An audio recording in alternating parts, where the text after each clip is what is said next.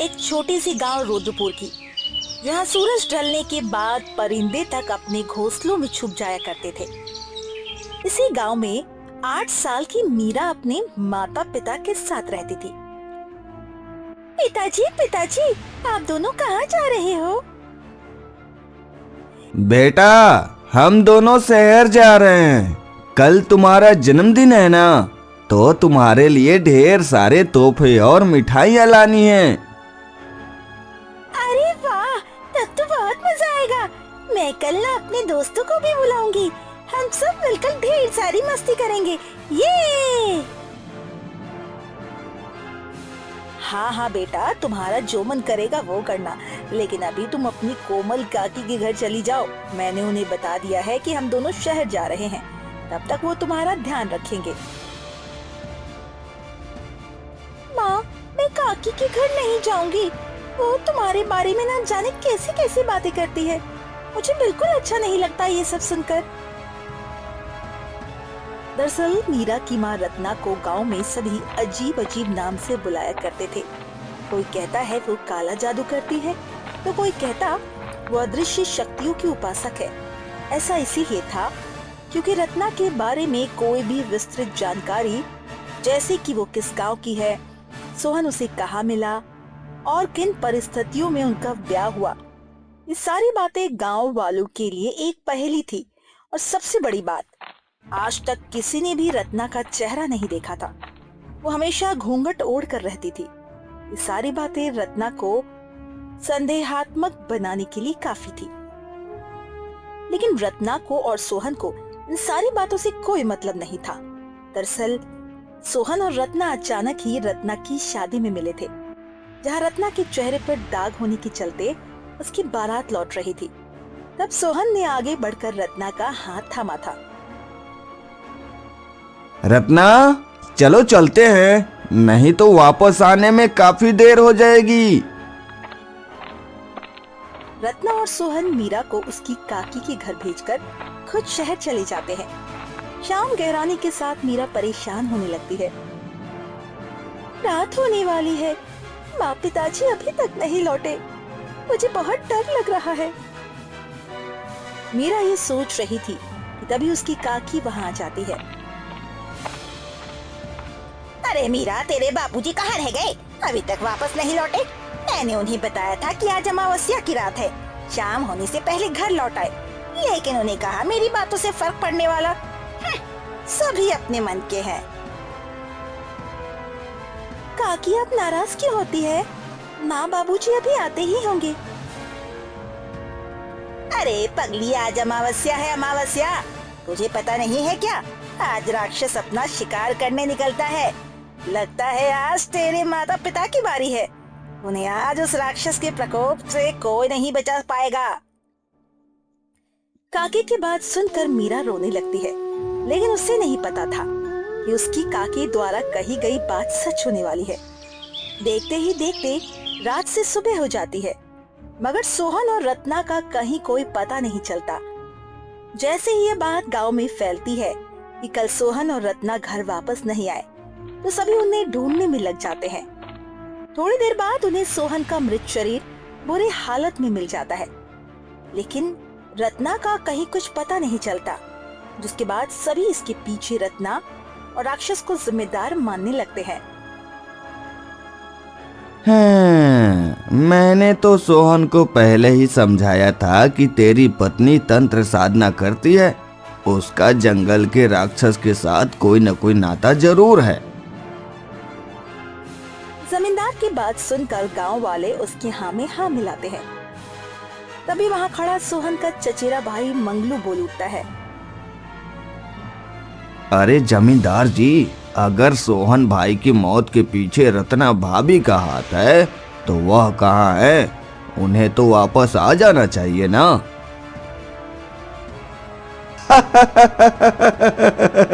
अरे मंगलू, तू बड़ा भोला है, तुझे समझ नहीं आता। अगर रत्ना वापस गांव आ जाती तो सबका शक यकीन में बदल जाता, इसलिए वह कहीं चली गई होगी। हाँ, वह सब तो ठीक है जमींदार जी, वे दोनों तो चले गए, लेकिन अपने पीछे उस मासूम को छोड़ गए। अब वह बेचारी कहाँ जाएगी, क्या करेगी? उसकी उम्र भी अभी कम है, वो कैसे अकेली अपने उस घर में रह पाएगी? जमींदार इस मौके का पूरा फायदा उठाता हुआ कहता है। अरे मंगलू, तुझे उस रत्ना की मनहूस बेटी की फिक्र लगी है? मुझे तो समझ नहीं आ रहा है कि अब मैं क्या करूं। मैं तो पूरी तरह से बर्बाद हो गया हूं। क्यों, क्या हुआ जमींदार जी? आप ऐसे क्यों बोल रहे हैं? अरे ऐसे न बोलूं तो क्या करूं?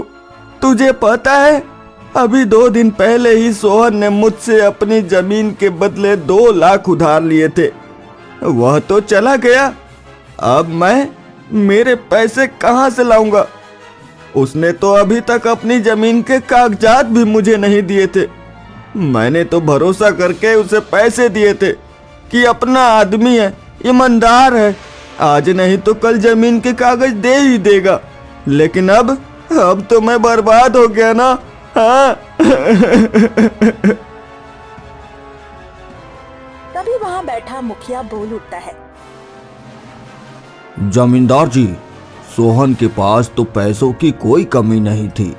जब से उसकी शादी हुई थी वह तो धनवान हो गया था, तो ऐसी क्या मजबूरी आन पड़ी थी कि उसने आपसे पैसे उधार ले लिए? बस इसी बात का तो डर था मुझे, इसीलिए तो मैं कह रहा था कि मैं तो लुट गया, मेरा पैसा तो चला गया ना। तभी मंगलू बोल उठता है। अरे जमींदार जी, आप परेशान क्यों होते हैं? भाई ने जितनी भी जमीन गिरवी रखी है आप उसे ले लो, बाकी पर मैं खेती कर लूंगा। वैसे भी मेरी बिटिया अब मेरी जिम्मेदारी है। जब तक वह 18 साल की नहीं हो जाती उसे पालने में पैसे तो लगेंगे ही। बाकी जब वो 18 साल की हो जाएगी तो आप और मैं दोनों ही उसे उसकी जमीन वापस कर देंगे। तब तक आपका कर्जा भी चुकता हो जाएगा। ये सुनकर जमींदार काफी खुश हो जाता है। धीरे धीरे दिन बीतने लगते हैं, जिंदगी सामान्य होने लगती है। मीरा अब अपना घर छोड़कर मंगलू के घर पर ही रहा करती थी। नाजों से पली मीरा अनाथ होते ही घर के कामों और ताने सुनने के लिए मजबूर हो गई थी। वो दिन रात अपनी फूटी किस्मत पर आंसू बहाती थी। माँ बाबा, आप दोनों मुझे छोड़कर कहाँ चले गए? कोई मुझे प्यार नहीं करता, कोई मेरे साथ नहीं खेलता, सब मुझे मनहूस कह के बुलाते हैं। मीरा घर के पीछे लगे पेड़ों के नीचे बैठकर खुद से बातें कर रही थी कि तभी अरे ओ महारानी, तुझे पानी लाने को कहा था और तू यहाँ बैठकर आराम कर रही है।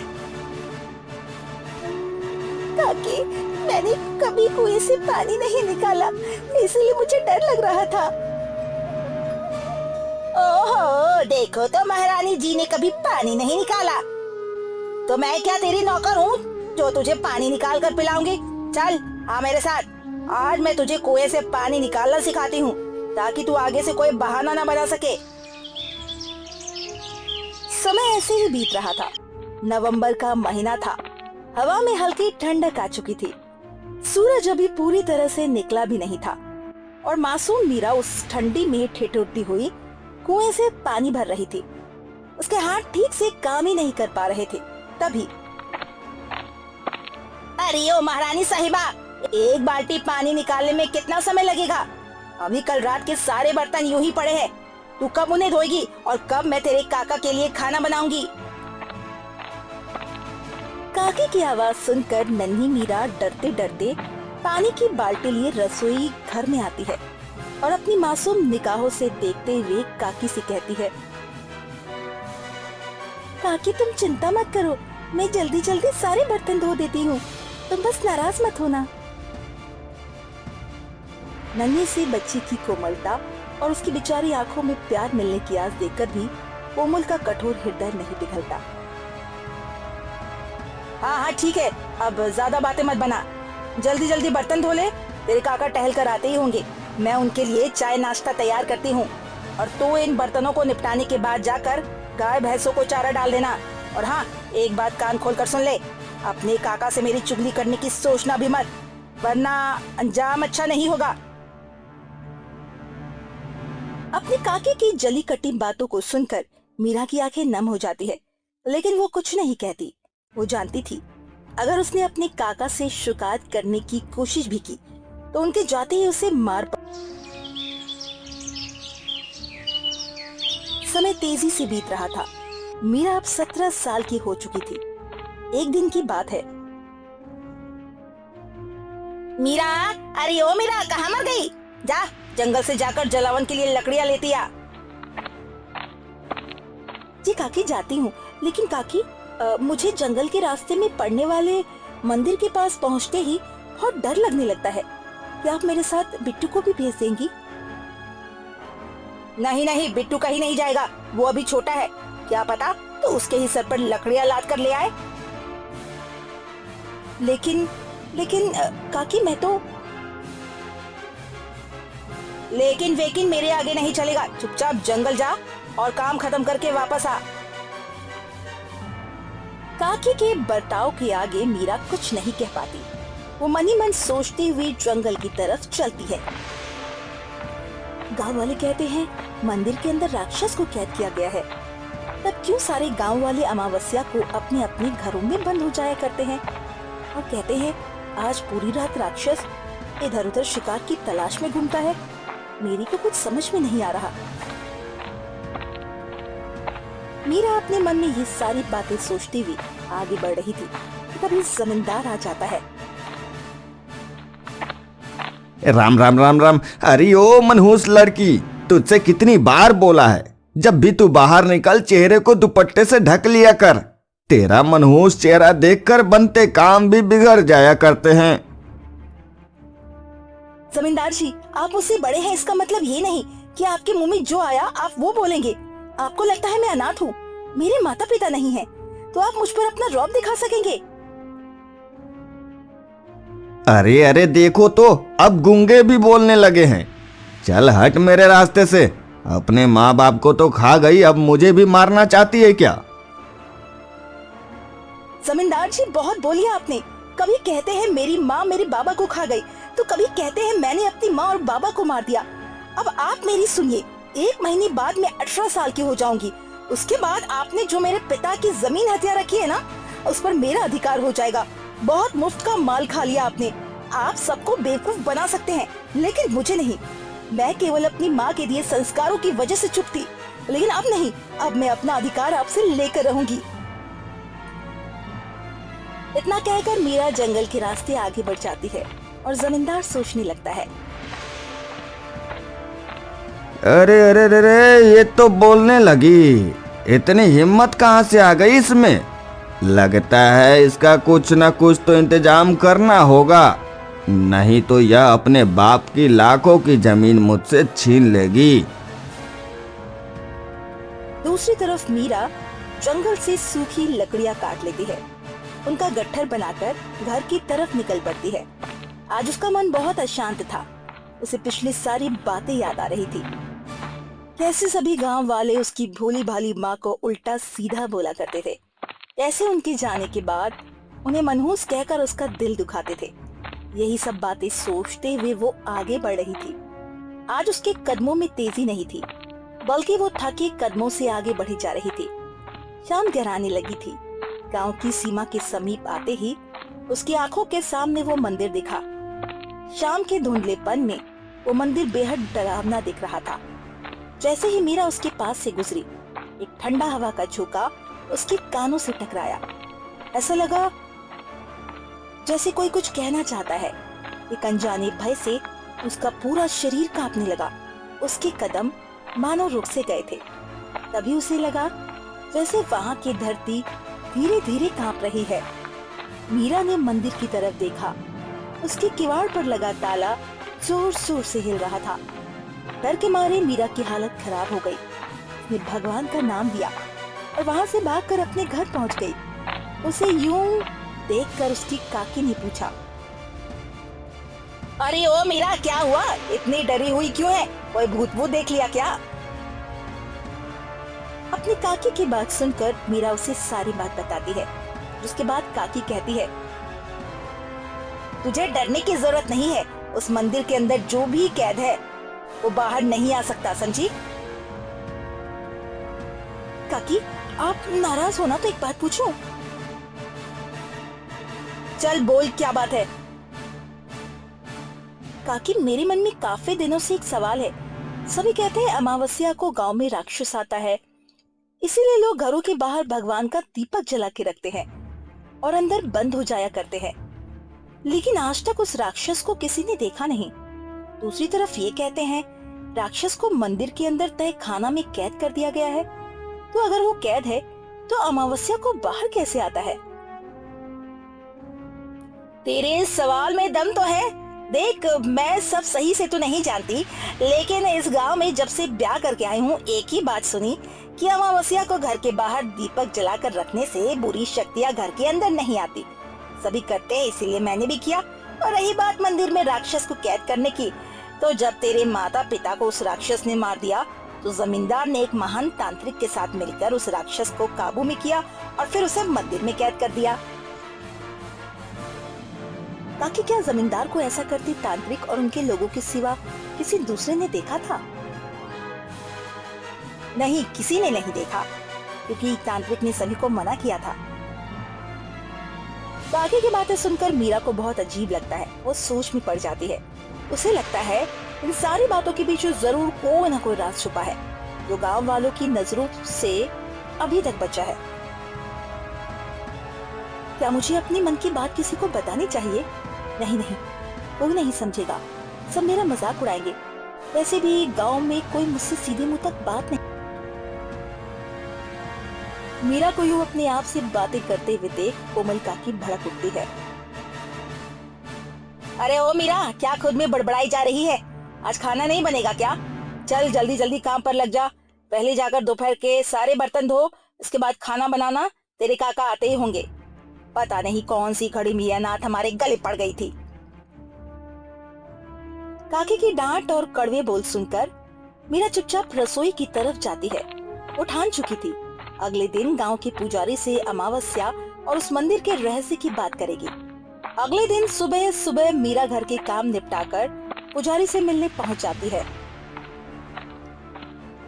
अरे मीरा बेटा, तुम इतने दिनों बाद तुम्हें मेरी याद कैसे आ गई? बाबा, आपसे क्या छुपाना, घर के कामों से मुझे फुर्सत ही कहाँ मिलती है जो मैं आपके पास आ सकूं। वैसे भी इस पूरे गांव में एक आप ही तो है जो मुझसे स्नेह रखते हैं, बाकी तो पता नहीं क्या क्या कहते हैं। बेटा चिंता मत कर, तेरे दुख के दिन बहुत जल्द दूर होने वाले हैं। अच्छा चल यह बता, तू आज यहाँ क्यों आई है? कोई समस्या थी क्या? पंडित जी की स्नेह भरी बातें सुनकर मीरा की आंखों में आंसू आ जाते हैं। इसके बावजूद वो खुद को संभालते हुए पुजारी जी से अपने मन की सारी दुविधा बताती है, जिसे सुनकर पुजारी जी गंभीर स्वर में कहते हैं, देख बेटा, जहाँ तक मंदिर के अंदर राक्षस को कैद करने वाली बात है, तो उसके पीछे की सच्चाई जमींदार और उस तांत्रिक के सिवा दूसरा कोई नहीं जानता। और रही बात अमावस्या की, तो यह परंपरा हमारे गांव में सदियों से चली आ रही है। हाँ, यह अलग बात है कि आज तक किसी ने भी उस राक्षस को देखा तक नहीं है। बाबा सच कहूँ तो मुझे जरूर कुछ गड़बड़ लग रही है। अगर आप कहें तो मैं इस अमावस्या घर के बाहर रहकर इन सारी घटनाओं की सच्चाई का पता लगाऊं। बेटा, इस काम में जोखिम है। वैसे भी कुछ ही दिनों में तुम 18 की ही हो जाओगी, जिसके बाद तुम्हारे पिता के बनाए मकान और जमीन पर तुम्हारा कब्जा हो जाएगा। तुम्हारी सारी तकलीफें दूर हो जाएंगी। तो बेमतलब की बातों में पड़कर क्यों तुम अपनी जान दांव पर लगा रही हो? पंडित जी की बातों को सुनकर मीरा उन्हें कोई जवाब नहीं देती। बल्कि मुस्कुराते हुए वहां से चली जाती है। उसने ठान लिया था इस अमावस्या वो सारी बातों का पता लगाएगी। इस घटना के 5वें दिन अमावस्या थी। मीरा रात होने का इंतजार करने लगी। जैसे ही रात का सन्नाटा गहराया, सभी अपने अपने घरों में कैद हो गए, लेकिन मीरा सबके सोने का इंतजार करने लगी। आज अगर मैं मर भी गई ना, तो वैसे भी कोई फर्क नहीं पड़ने वाला, और अगर बच गई तो कल सच्चाई सबके सामने होगी। ये सोचकर मीरा अपने घर के पीछे लगे बरगद के पेड़ के नीचे जाकर बैठ गई। देखते ही देखते आधी रात बीत गई। मीरा को अब झपकी आने लगी थी। तभी उसे लगा जैसे कोई उसके पीछे खड़ा है। डर के मारे मीरा के हाथ पैर फूल गए। उसके मुंह से आवाज तक नहीं निकल पा रही थी। हिम्मत करके उसने पीछे देखा। उसके पीछे एक लंबा चौड़ा भयानक सा दिखने वाला राक्षस खड़ा था। उसके वहां होने से हवा में ठंडक बढ़ चुकी थी। जमीन कांप रही थी। ऐसा लग रहा था मानो धरती फट जाएगी। तभी उस राक्षस ने भयानक आवाज में मीरा से कहा, तुम्हें डर नहीं लगता क्या? तुम्हें नहीं पता कि आज अमावस्या की रात है? आज घर से बाहर निकलना मना है। आज की रात पर बस मेरा कब्जा होता है। आप देखने में बहुत भयानक हो। मैं बस आपकी हकीकत जानना चाहती थी कि क्या वास्तव में आपका अस्तित्व है?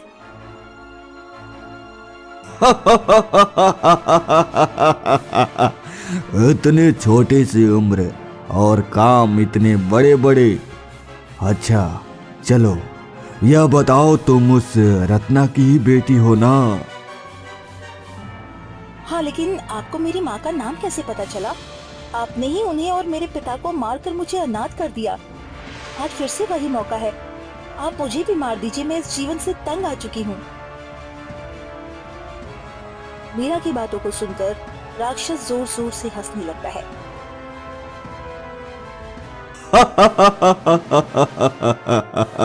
मीरा, मीरा, तुम बहुत भोली हो और यह गांव वाले और खासकर जमींदार बहुत दुष्ट और अत्याचारी है। मैं हर अमावस्या की रात उसे ही मारने यहाँ आया करता हूँ, लेकिन कई सालों से उसके पूर्वज और वह मेरे हाथों से बचते आ रहे। मीरा को कुछ समझ नहीं आ रहा था। राक्षस उसे मारने की बजाय उससे बातें क्यों किया जा रहा था। कल तक तो उसे लग रहा था ये राक्षस वाली बात झूठ है, लेकिन आज उसके सामने एक भयानक और खूंखार राक्षस सच के रूप में खड़ा था। मीरा को यूं असमंजस में पड़ा देखकर राक्षस बोल उठता है, मीरा, ज्यादा सोचो मत। मैं तुम्हें मारूंगा नहीं। मैं निर्दोषों को कभी नहीं मारता। अगर ऐसी बात है तो आपने मेरे माता पिता को क्यों मार दिया? क्यों मुझे बचपन में ही अनाथ कर दिया? मीरा, मैंने तुम्हारे माता पिता को नहीं मारा। माना कि मैं राक्षस हूँ, लेकिन मेरा यह रूप मेरी असली पहचान नहीं है। मैं हमेशा से ऐसा नहीं था। मैं तो इस राक्षसी शरीर में फंस कर रह गया हूँ। अगर तुम मेरे इस रूप और अपने माता पिता की मौत की सच्चाई जानना चाहती हो, तो तुम्हें मेरे साथ जंगल वाले मंदिर चलना होगा। जंगल वाली मंदिर? लेकिन मैंने तो सुना है वहाँ के तह खाने से आपको कैद किया गया है।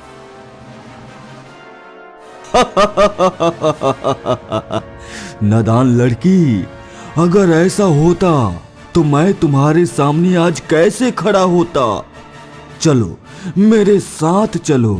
आज मैं तुम्हारे सामने सारी सच्चाई खोल कर रख देता हूँ। मीरा का दिमाग जैसे सुन्न हो चुका था। उसके सामने राक्षस की बात मानने के सिवा दूसरा कोई रास्ता नहीं बचा था। वो चुपचाप राक्षस के पीछे पीछे जंगल वाले मंदिर की तरफ चल देती है। वहां पहुंचने पर, मीरा, तुम्हें इस मंदिर के दरवाजे पर लगे ताले को खोलना होगा, क्योंकि यह ताला मंत्रों से बांधा गया है, जिसे मैं नहीं छू सकता। मीरा ने राक्षस के बताए अनुसार ही किया। ताला टूटते ही एक भयंकर चीख मीरा के कानों में पड़ी। ऐसा लग रहा था जैसे कोई बहुत दर्द में हो। मीरा जल्दी जल्दी मंदिर के अंदर पहुंची, जहाँ चारों तरफ राख बिखरी थी। ये नजारा देखकर उसे समझ में नहीं आ रहा था कि आखिर ये सब क्या है। तभी उसकी नजर जमीन पर पड़े एक हार पे गई। अरे, ये हार तो मेरी माँ का है। हाँ, यह हार तुम्हारी माँ का है। तुम्हारी माँ को इसी मंदिर में जिंदा जला दिया गया था और उसे डायन साबित कर दिया गया था। मुझे आपकी बातें समझ नहीं आ रही है, आप मुझे ठीक से बताइए ना।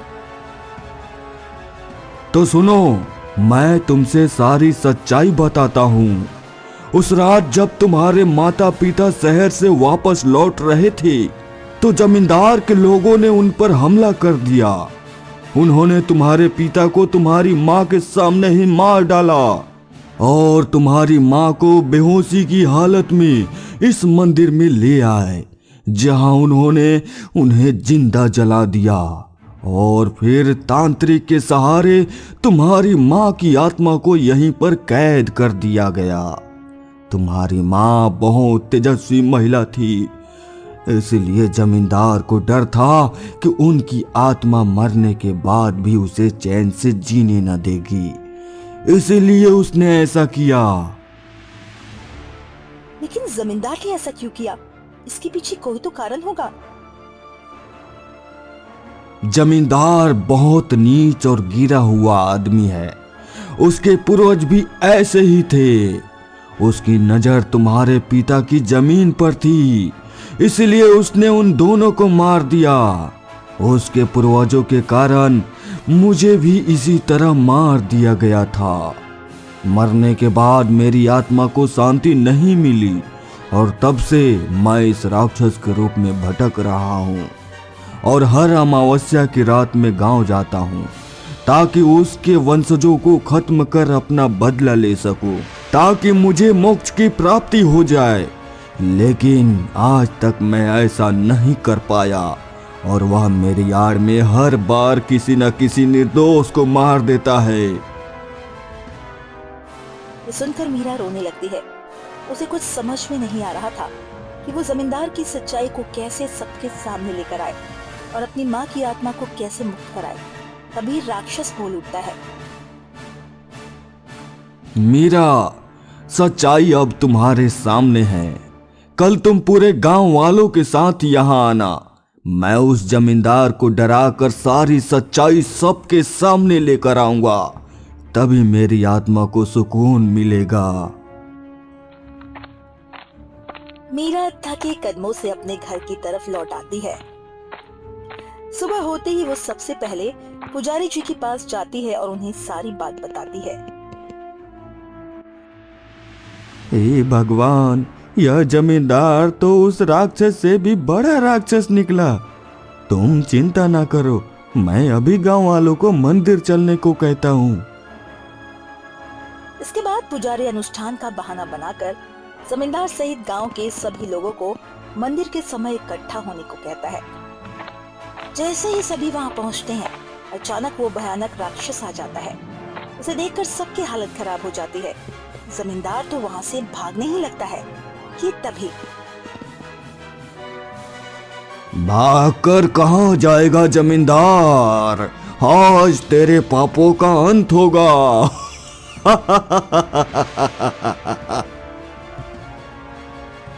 राक्षस के इतना कहते ही मीरा ने मंदिर का किवाड़ सबके सामने खोल दिया। ऐसा होते ही एक दुर्गंध सबकी सांसों में घुलने लगी।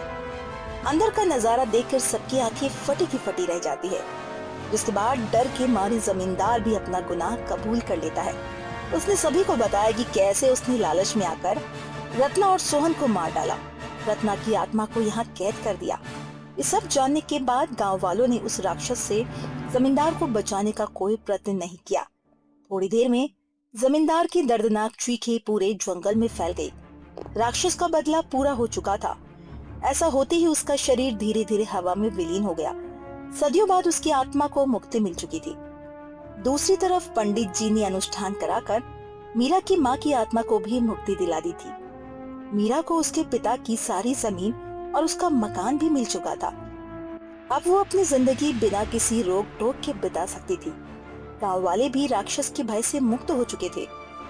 थोड़ी देर से ही सही, लेकिन बुराई पर अच्छाई की जीत हो चुकी थी।